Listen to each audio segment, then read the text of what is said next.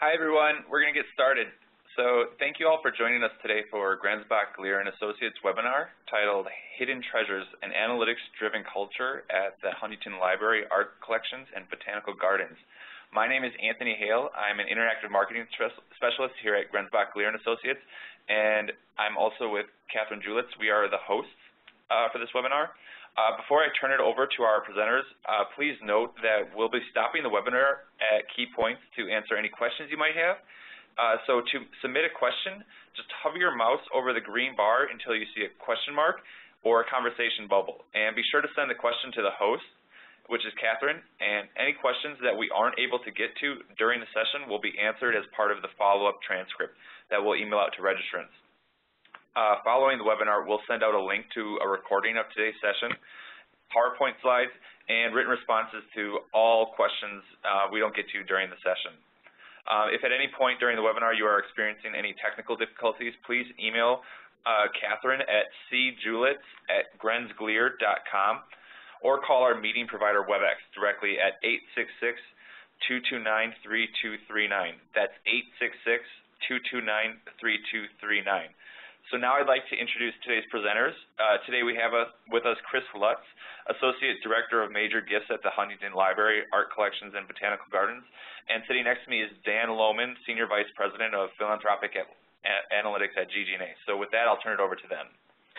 Thanks, Anthony, and thanks to all of you for joining us today. I'm delighted to have Chris with us, and I've known Chris for a number of years, and I'm really happy that she agreed to do this presentation, because the Huntington, I think, has really done an exemplary job of taking a lot of information in a fairly complex fundraising environment and really shifting a culture from a very traditional kind of organization in terms of how it managed its fundraising to being more data-driven in its decision-making process. Chris has a lot of good examples to share today, and I'm just thrilled that she's here. Chris, are you all set for us to dive in? I am, and we're delighted to be asked to share our experiences. We're really enthusiastic users of everything that GG&A has provided. Thank you. To set the stage, especially given that there's some diversity in the audience, there's some higher education, some other cultural organizations from all over the country, maybe you could just take a minute to give us a little background about the Huntington, its unique set of collections, and then some of the more administrative sorts of things. How are you organized, your budget, the size of your membership, and so forth? Okay, and please let me know if I'm going too long. The Huntington is an independent collections-based research and educational institution, and as Dan pointed out, we have glorious, extraordinary collections ranging from library collections comprised of 9 million manuscripts and rare books, including works from Shakespeare and Audubon and Darwin and Galileo, to distinguished American and European art collections, which include Renaissance bronzes, to post-war American art, and our magnificent botanical gardens, which are about a dozen themed gardens, ranging from the Japanese garden, which just celebrated its centennial earlier this spring, to one of our most recent gardens, which is a classical Chinese scholar garden. All that to say that our mission really is not just preserving the collections, but really building them, conserving them, providing access to them for a wide community of scholars, educators, visitors, members, internationally and locally. And we were established in 1919, so we have a volunteer structure of 5 trustees, a board of overseers comprised of about 60 individuals, most of them local, but we're trying to sort of expand that. We have a president, Steve Koblik, who's a charismatic and brilliant leader, and he oversees a senior staff of about 12. We have a vice president for advancement, Randy Schulman, oversees approximately 30 in our advancement offices, but that also includes membership and operations.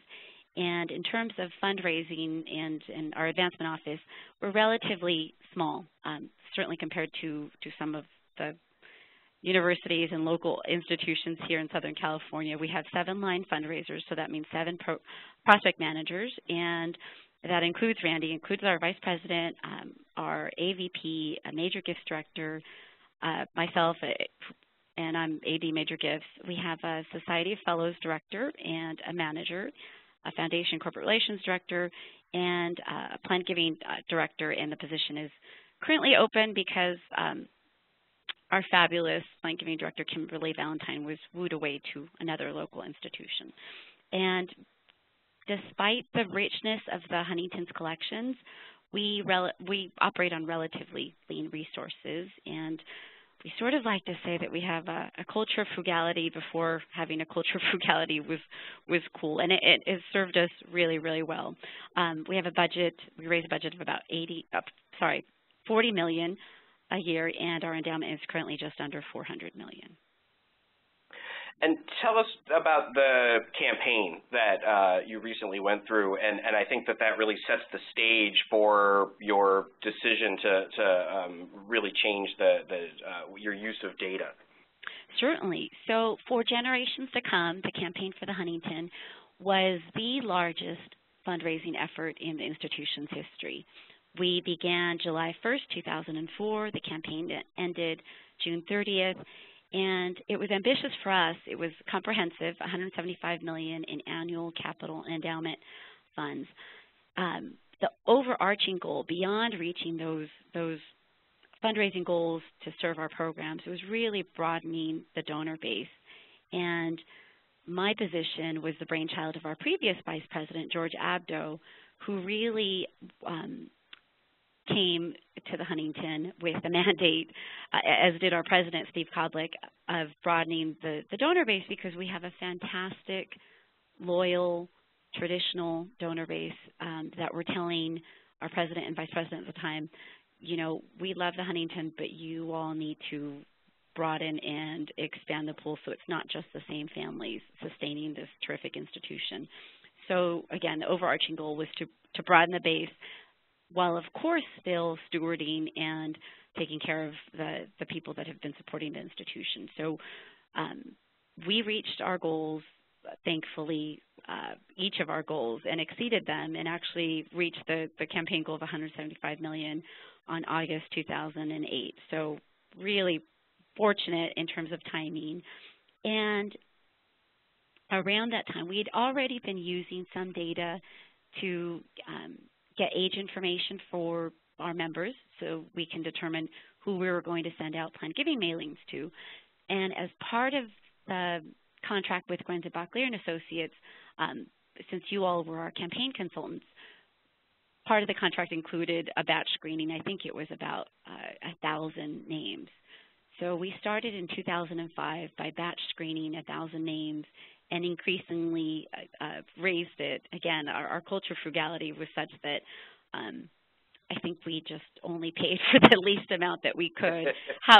However, we kept finding that it was very, very helpful in terms of uncovering people that had been maybe sustaining members for 15 years, but my goodness, look at all of the philanthropic capacity there is. And so because we ended up actually using the data, when the time came, I think it was Brian Chapman and then it was also John Gleer who had a conversation with our Vice President, George Abdo, talking about predictive modeling.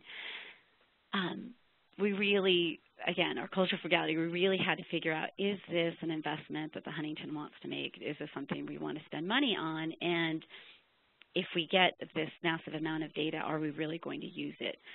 So we had several meetings with our membership and operations director, our major gifts director, our vice president, also our database guru, and certainly thought long and hard, and we decided to make the investment for predictive modeling. And I think I was maybe a little overly enthusiastic when I told our vice president that if he didn't see a return on investment, he could take it out of my salary.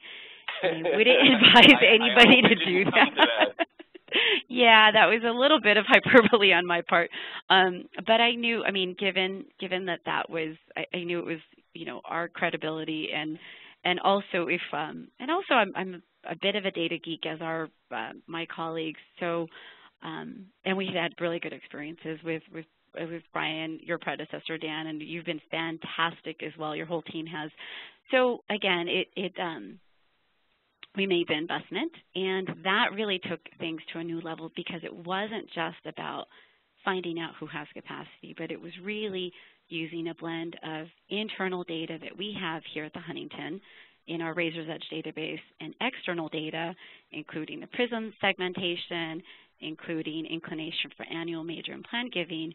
And that really has just helped us not only discover people that have potential, but really prioritize who we're going to target and reach out to. There's a couple of directions that I'd like to take this conversation, and the first piece, which you started to talk about, is what were the problems that you were trying to solve? What were the factors that led you to say, we've got this big pool of people and there's a lot of things we don't know how to start to address some of those different segments across major gifts and annual giving and planned gifts? And then the second piece, which we'll get into, which I think is really the most fascinating part of your experience, was how you made that tactical and started to use the data and use it in real world circumstances. But tell us a little bit about those issues that you were facing that drove you to the point where making that investment made sense. Sure. Well, we and we sort of added to the challenges, but in a really good way. The challenge was that we really had already just overwhelming number of prospects, and it's a terrific problem, and we're very, very fortunate to have, quote unquote, that problem or challenge of an embarrassment of riches of prospects. So we wanted to really be smart, and we continue to improve. But you know, around that time when we decided to invest in the predictive modeling, we wanted to say, you know, we can do the obvious. Okay, let's see who has capacity, and just hand it to our one research analyst, and really, and as the point person of our data-driven efforts, it was really up to me, and it continued to be up to me to figure out, okay, what makes sense? Let's be judicious. We can't just hand 1,000 names to our one lone research analyst who's already overwhelmed with a lot of other requests and say, here, you know, validate them all. So it's up to me to figure out, okay, let's be judicious. Who's worth her time, her research time, and who's worth bringing to the table in terms of assigning to a prospect manager. We really wanted to prioritize. And given that, you know, we were in our fundraising for the Chinese Garden, for education, for library, we had all these different initiatives and continue to have all these projects. It just felt, you know, that we needed to sort of grow and take it to the next level in terms of not just finding out about capacity. And as somebody who has a little bit of a statistics background, I was incredibly enthusiastic just to see the results. What sold us was seeing, I think you all shared with the Huntington some redacted data results from some other institution, and just showed us the columns, the kind of information we could get, and seeing all of that was really exciting. As you know, we start to think about how you use the data, one of, at least my sense of the Huntington historically, has been that there was a very closely connected but relatively small group of major donors and volunteers that were the vast majority of fundraising dollars. Yet at the same time, there's this fairly significant membership-based and a broader annual giving program. Was that viewed as a benefit to be capitalized on, as a problem where the base needed to be broadened? You know, what was the general sense within the Huntington post-campaign about expanding the pool as a need or as a desire? Oh, absolutely. It's a wonderful opportunity, I guess, that, as I said, you know, it was a real key overarching strategic objective of the campaign to broaden the base, and we're still doing that. And we see our membership base as that's the next generation of annual, major, and planned giving donors. It actually has always been that way, and yet we still do have a relatively traditional core loyal base. We are broadening it with people that have been supporting the Huntington perhaps for a long time or fairly recent, but just at different levels. And, you know, there's the old Rolodex fatigue. We also, our president, our board of overseers and our trustees made a real deliberate choice and during the campaign and letting people know this is going to be a mostly staff-driven campaign. Before that, the Huntington's fundraising efforts had been peer-to-peer, and that was before we had anybody on research. And our board members, I've heard them share stories in meetings about asking their colleagues for money, and they didn't realize they could have asked for much, much more, but we just weren't that sophisticated at the time. So the campaign really brought a new level of sophistication, a new level of strategy and thought, and post-campaign, we've wanted to sustain that momentum, and we have so many new strategic initiatives and projects to fundraise for, and with about 35,000 households that are members there. Again, there is a lot of potential there, but we really are relatively leanly staffed. My position, I've been with the Huntington about 7.5 years now, and that was the last new fundraising position. So while wanting to broaden the donor base, we need to be really working very smart and really efficiently in terms of how we're going to deploy fundraising resources. So I want to dive straight into the weeds, Chris, and talk about what's up on the screen now. So after we'd taken a close look at the data that was in your own database, this external information was added, a pile of data comes back and lands on your desk at the Huntington. Let's first talk about how you organized it, which I think is probably what's reflected in the table that's up on the screen, the sample report, and then again we'll start to talk about the actionable pieces that followed that. Okay, so we had, you all screened for us 145,000 household records in Razor's Edge, and that included active members, people that were lapsed members, people that had been scholars or are scholars, docents, volunteers. And I guess now, before I get into the weeds, if I could just ask for sort of an agreement from everybody on this call that kind of taking the vaguest approach of what we share here, what's shared at the webinar stays at the webinar, or at least just stays with your respective advancement colleagues, because we wouldn't want any of our lovely members or scholars or readers or docents necessarily to know how the sausage is made, because we really do appreciate their support. Okay, so having said that, we imported key pieces from GG&A. We imported annual, major, and planned giving ratings. You see that we imported the PRISM cluster code. We imported philanthropic capacity rating, which is goes from P1 to P6. And when I say we imported that, we know that we were able to access DonorScape through the life of the contract with Grenzenbach, Lear & Associates. And this is where this just has worked for us, is importing it into Razor's Edge so that we can see it in the context of our information. And on a dynamic basis, I have a colleague, Peter Johnson, to thank, because he's been phenomenally patient and wonderful in terms of the number of reports that we ask of him. And he actually is a partner in saying, you know, Chris, you might, maybe if we slice it and dice it this way, or this might be a new report that you would want to have. So he's created in our Razor's Edge database a multitude of queries, of custom reports that I'm now able to just pull myself, so that I don't need to be bothering him at every moment when I get some idea. And one of the custom reports that we have is seeing prospect managers are able to see their portfolio in the context of what we here at the Huntington call our GGA rating report. And that's just the standard report where we have the prospect's name, you see the gift capacity, I think just in terms of columns, we didn't have space to show, but we do have our own prospect management system. So that's what the prospect manager decides how much can this individual give to the Huntington and what's their inclination level. So we have that. Then we have the GGA rating information. Then we have the PRISM cluster code. And at what level are they currently giving?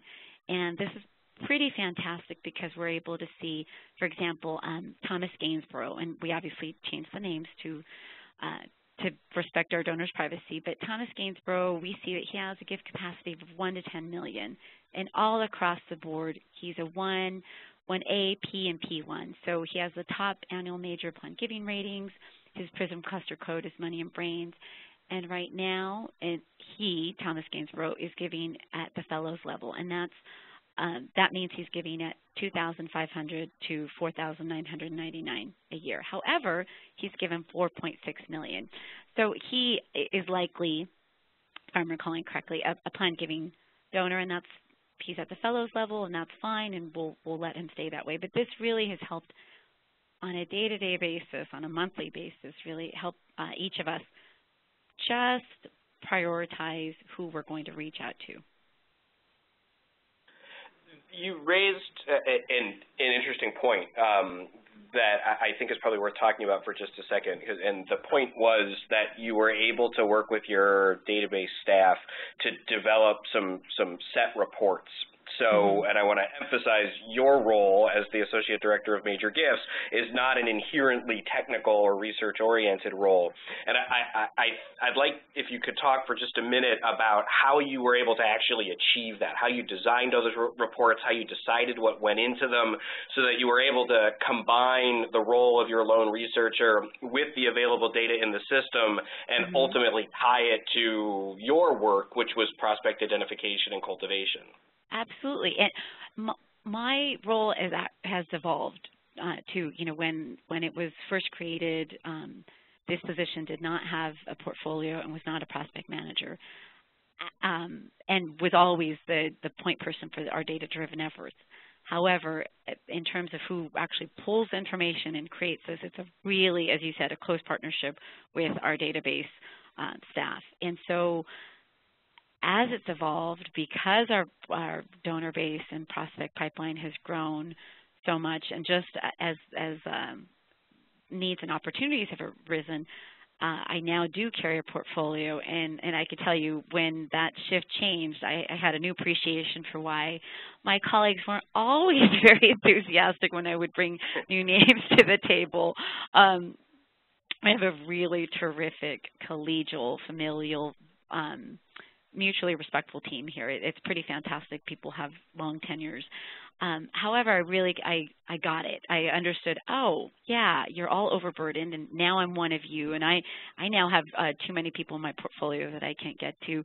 So, I mean, I guess knowing that we really needed to use the data, one, it's just exciting to see, and believe me, I'm not excited at the idea of making cold calls, so that wasn't exciting necessarily, but seeing that, oh my goodness, there's this person who's been this level of member for, 25 years, and they have a gift capacity of $250,000.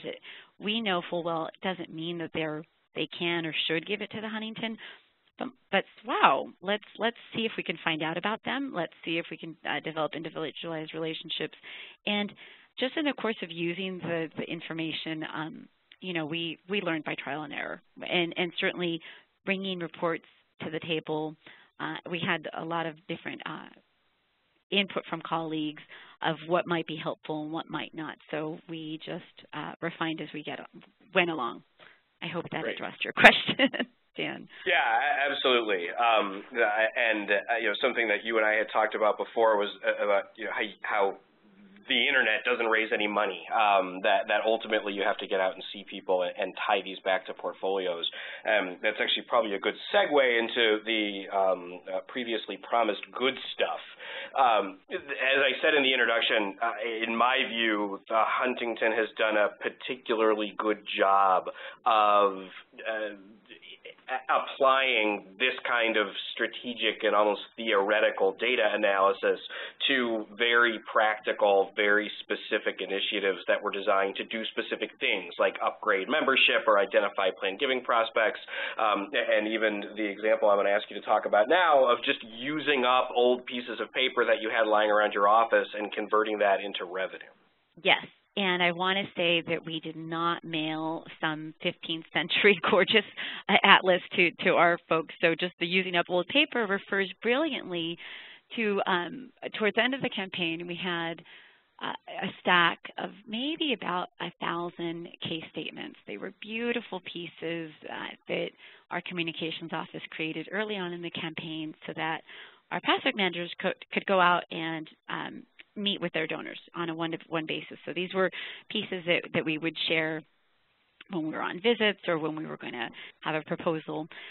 We had been so judicious about not using them all in the beginning that we then realized, wow, it's getting close to the end of the campaign, and we still have these, and we could not, in good conscience, just recycle them. So, and yet we also had already used them with everybody that we felt we needed to. So what we did was, okay, the charge was, well, Chris, you're always talking about this data. How about figure out who would be ideal to mail to? So we did some slicing and dicing, and we looked at gift capacity and other, if they were active members, if they were I think it was if they were local, looking at their giving history, and we came up with this group, and we developed sent a nice form cover letter, told them that, we were grateful for their support of the campaign, and we sent this off. And the story that, the neat anecdote to share, and I will confirm this with this couple very soon, but about a month later, and I think we ended up getting a few gifts. We also included an envelope and invited them to be a part of the campaign. So we received back a few gifts. But the story to share is that about a month later, we ended up getting a phone call from somebody that we were told was interested in making a gift. And I got the assignment of calling this person back because it was a member, and in my head, we were thinking maybe $50. So I called this gentleman back, and he's asking questions and really specific finance questions and wants to know about our endowment payout rate. And towards the end of the call says, okay, well, I am thinking of making a gift. And ultimately, my wife and I are thinking of including the Huntington in our estate plans, and it won't be a lot. It's just going to be maybe about $10 to $20 million. And of course, I almost fell out of my chair. And having a fantastic plan giving director as our colleague, I said, okay, you really need to talk to Kimberly. That's fantastic. Let me transfer the phone, and she'll help you. And he very, very firmly, he's an attorney, so he very firmly said, no, I don't want to talk to anybody else. I want to know what I'm investing in, and I want you, and you'll just do just fine. He said, answer these questions, this, and this. I think he had about 5. And he said, and talk to your CFO, and I want to know these. And before I invest in anything, I don't want to fall in love with anything before I know the numbers. And so, it took.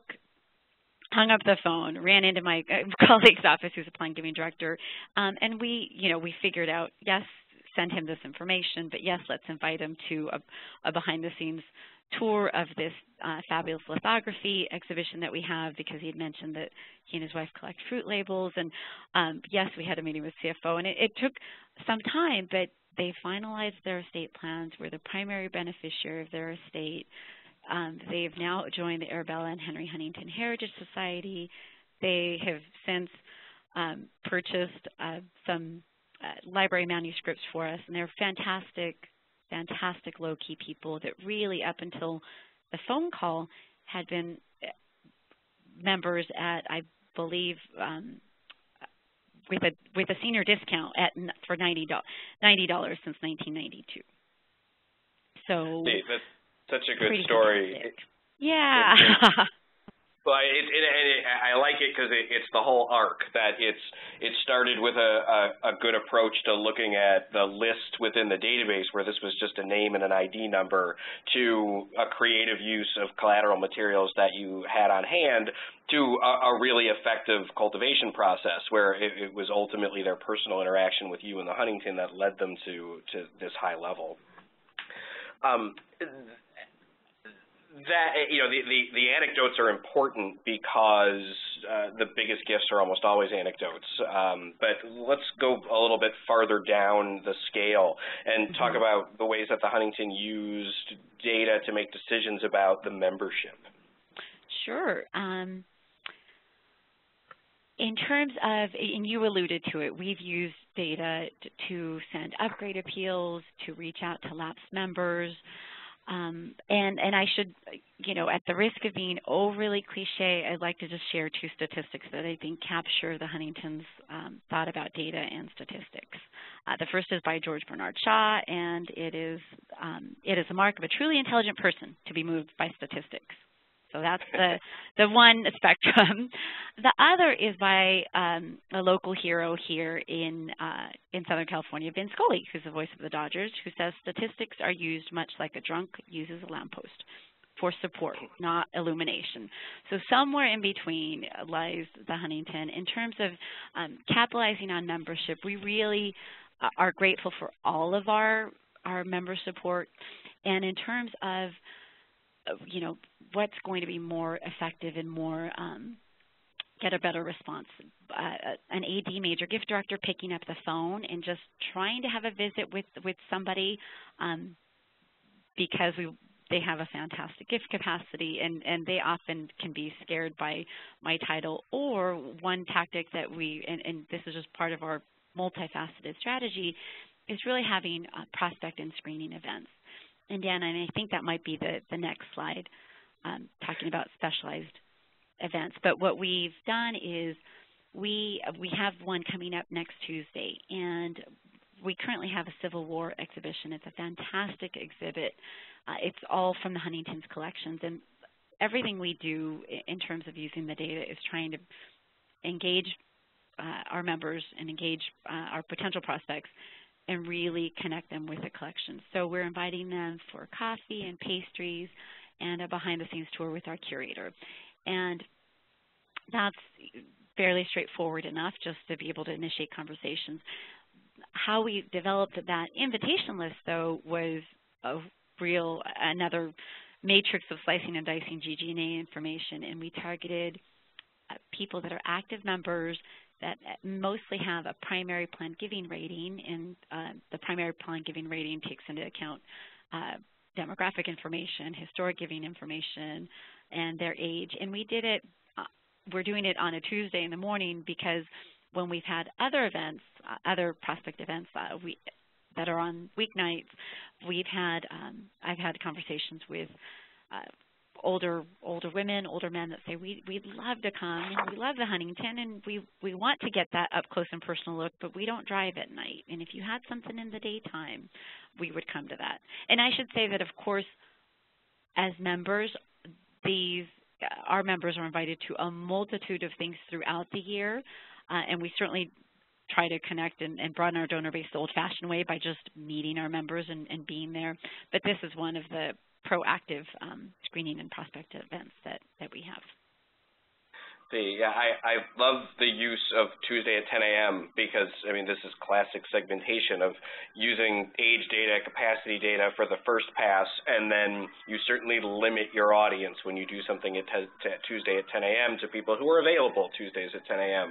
And I think that was just a really clever way to get a target audience in a very positive environment.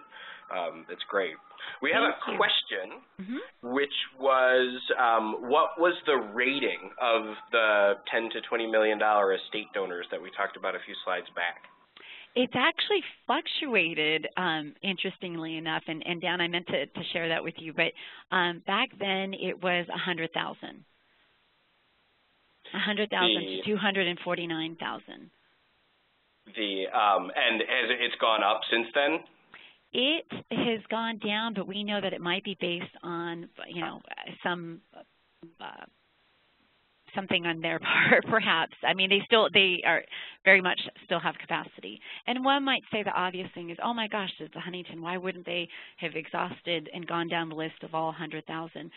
We are very, very fortunate, because of the GGA's information, we now know that the Huntington just attracts some fantastic people, and our donor base and our membership base tends to be wealthier, more affluent, higher educated than perhaps some other nonprofits. And I think that's probably the same for most arts and culture institutions throughout the country. But we had a lot of people that were at that rating where they were at, and we just hadn't gotten a chance to get to them yet. And I think it also reinforces a GG&A truism that we tend to rate low. The idea is to create a floor and not a ceiling, and then identify pools that you can then work from, doing exactly the kinds of things that you've done at the Huntington to fill in the blanks with information that is hard to get externally. Right, and we love that. It's served us. It's served you all really well internally. I'll share that my colleagues like that it's a conservative. I think it gives it more credibility when I'm able to share. I'd much rather hear people say, oh, wow, well, we know that they can give more. Well, good, because the data is only a guidepost. It's a fantastic compass. It's a fantastic guidepost, but it's still only that. It's still the old-fashioned, yes, of course, it's not going to trump what a prospect manager would know. So we've got a couple other quick topics left. I want to invite anyone listening that if you've got questions for Chris or for us at GG&A, now is a great time to start submitting them through the conversation bubble, as we'll have time to answer some questions at the end of this. And Dan, can I maybe share, in terms of going back to the screening and prospect events, one of the things, we've talked a little bit about the one next Tuesday, and we've had a few others that have happened in the daytime. The direct ask events, where it's please come and hear about the history of anatomy of the Huntington, or hear about Mr. Huntington, his cash and his collecting, and learn about the Society of Fellows. That's, I guess, we think of it akin to an invitation for a timeshare pitch. People know that we're going to be inviting them to consider increasing their support, and those have been pretty fantastic as well, because people are able to self-select. They're able to, if they want to just come to hear about the library and have no interest in learning about the Society of Fellows, they're able to do that, and we thank them for attending. But if they have been curious and have read about the Fellows in the calendar, or have heard their friends talk about it, but still aren't really familiar with what is this group, it gives them an opportunity, just an excuse, a nudge to reach out to us. And I've shared with you one conversation with one of the couples that came to one of our most recent Society of Fellows prospect events. As we were talking, we're having wine and hors d'oeuvres just before going into the Amundsen reading room and getting a sneak preview of library treasures.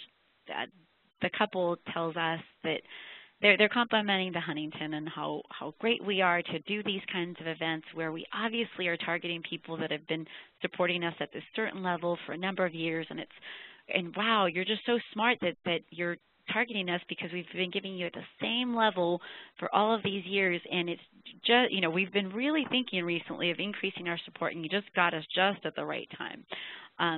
So it's been pretty terrific in that way. And I do want to share, though, for those people that are listening, it doesn't mean, we send out many invitations. We may only get 20 households that respond. Out of those, we'll have, maybe 2 or 3 no-shows, and out of maybe, 15 people in the room, we are ecstatic if we get 1 or 2. But what the underlying message, too, is that everybody that leaves these events leaves so enthusiastic and happy members. And our membership and operations director is happy, because it helps her in terms of the next time she's going to send out an appeal, perhaps. But we also get people that are docents that volunteer their time, and in addition to being volunteers, they're also members, and it really helps across the board for annual, major, and planned giving potential. And we, as many fellows as we've gotten from our targeted Ask events, we have gotten fantastic planned giving conversations out of it. We've had people that say, oh no, I really can't increase my membership level. I don't feel like I could afford it. I can't afford $2,500 a year, but we don't have children, and I have been thinking of making the Huntington a beneficiary of my life insurance plan. Or I have this beautiful piece of American art that I'd like to have a conversation with one of your curators to see if you're interested. What's next on your agenda at the Huntington? It's post-campaign. You have a number of these initiatives in place. You're growing. You've been in the news with some very positive things over the last couple of years. What are some of your next approaches to not just the data, but in general, of how do you plan to tackle the next few years of fundraising? Oh, my goodness. We are so feeling leanly staffed these days, and I'm probably saying that because we've been without a planned giving director for 3 months. But we have a lot going on. We have an education and visitor center that we hope to be we are fundraising for. We hope happens, and that could be, $60 to $65 million project. We are hoping to renovate the desert garden, and that could also be a huge, nice, big project. We still have phase 2 of the Chinese garden, which our Associate Vice President, Susie Moser, she's really in charge of fundraising for that. So, and education, fundraising, we're without a director of education right now. She's going back, the person who had been our director of education had been here for about a decade and is going back to school to pursue a PhD in education. So we just have still our annual operating budget. Annual giving is absolutely crucial at the Huntington, as it is anywhere else, I'm sure, and a lot of planned giving potential, and certainly major gifts. We have a mausoleum that we want to renovate and continue to renovate. We just are renovating the library exhibition hall. There are numerous things to fundraise for that we just need to continue to be smart and effective and efficient. And we continue to have an embarrassment of riches. During the campaign, we met every single Friday. It was our campaign meeting, and it was my responsibility to bring names to the table and add to the pipeline. We've, over the year, in the last year and a half, we've recalibrated our efforts to prioritize and focus, and sort of given ourselves permission to not just add names to our portfolios, but really use the GGNA information to re-rate, to withdraw, to reassign, to rethink things, and continuing to have focused strategy sessions on how we're going to reach out to them as individuals, but also having strategy sessions on what are we going to come up with so that we can reach batches of people. So it's a multifaceted approach. Given that many of the people on today's call are also at cultural institutions, which are unique in many ways, but in particular, they have this physical site like the Huntington that people like to come to. There's a reason to go there on a regular basis, which is perhaps not the same for a university where you may have to travel. You kind of need a good reason to go back, or certainly a hospital where you try to avoid going back as much as possible. But how much of your cultivation work on the major gift side happens at the Huntington versus you leaving the grounds and going out and seeing people on their turf?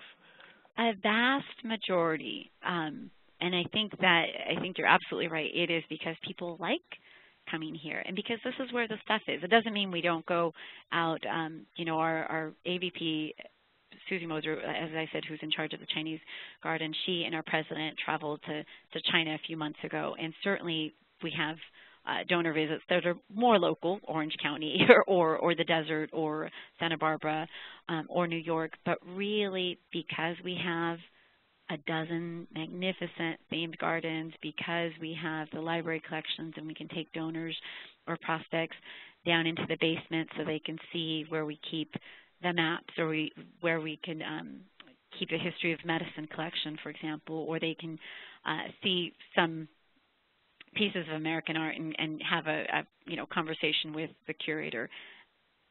The majority is here on campus, here on site. Great. So I've got one last question for you, but again, I want to remind everybody that if you have questions for Chris or us, now's your chance. So if you submit them, we will certainly have a chance to get to them. But Chris, again, going from sort of big and exciting stuff about showing your great collection to potential major donors right back into the weeds, how well, first, I guess the question is, did you need to, and if so, how did you overcome the issue that any rating process, internal or external, is inherently flawed? It just never knows as much about what a donor wants to do as you talking to a donor. How did you overcome the false positives or the false negatives? I think by sheer volume. I mean, we could, and we did have conversations of, well, what if we know that this is that the GGA rating is too conservative? Should we go back and update it? And really, when you have, when you're sort of feeling overwhelmed and everybody has so many prospects and so many visits and so many projects, so many deadlines, meetings, letters to write, conversations to have, we need to, and we have just focused our efforts on what's going to maximize results. So yes, there have been conversations, and there still are sometimes of, well, this isn't perfect. This is overvalued, undervalued.